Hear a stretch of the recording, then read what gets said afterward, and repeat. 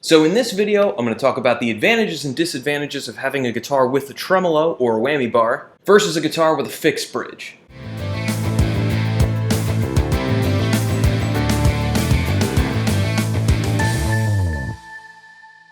Also, if you like this video, please hit like and subscribe. Helps the channel continue to grow. And I've got lots of other content, free licks, and things geared towards beginners, intermediates, to even expert players.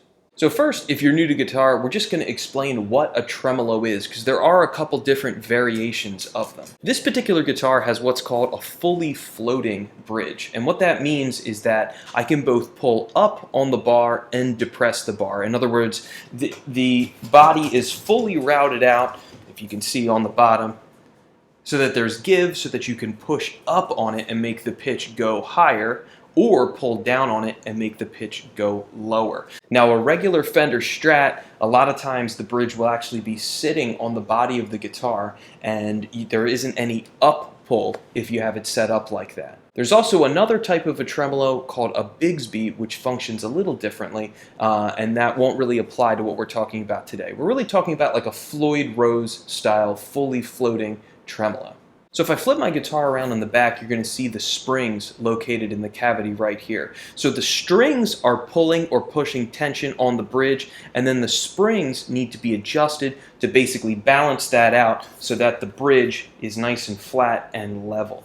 Now, the advantages of a tremolo is there's all sorts of fun, cool tricks that you can do. Flutter, you can use it to pull up and down to affect the pitch, and you can also add like vibrato to an entire chord. So once I get playing, you'll really be able to see the difference of what you can do with a tremolo and without a tremolo.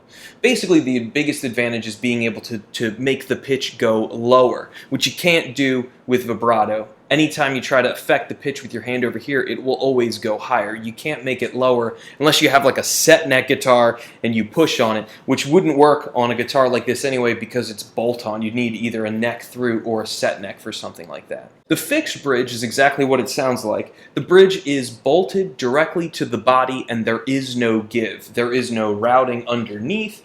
And the tone is a little bit better on a guitar like this because you don't have those extra springs and all these other things affecting your tone. So what are the advantages of a fixed bridge over a tremolo? Basically, string changes are very quick and easy. There is no tremolo and spring to worry about, and all you do is just, from this particular guitar, unbolt them, pull them through, pull the new one through, and clip it, and then you're done. There is no readjustment of the bridge, especially if you want to change tunings. Let's say you're going from standard to a drop tuning and you're changing gauges of strings. There's very little as far as setup that you'll need to do. You just pop on the new strings and everything's cool. Another major advantage of a fixed bridge is that if you're playing a show and you happen to break a string while on stage, the rest of the strings will stay pretty much in tune, whereas a tremolo guitar, especially a fully floating one, the guitar is basically useless. You're going to have to stop playing and change a string in order to keep going. So I think that's enough talking now. Let's get into some examples of what you can do with a tremolo and then what those same licks will sound like if you didn't happen to have a tremolo.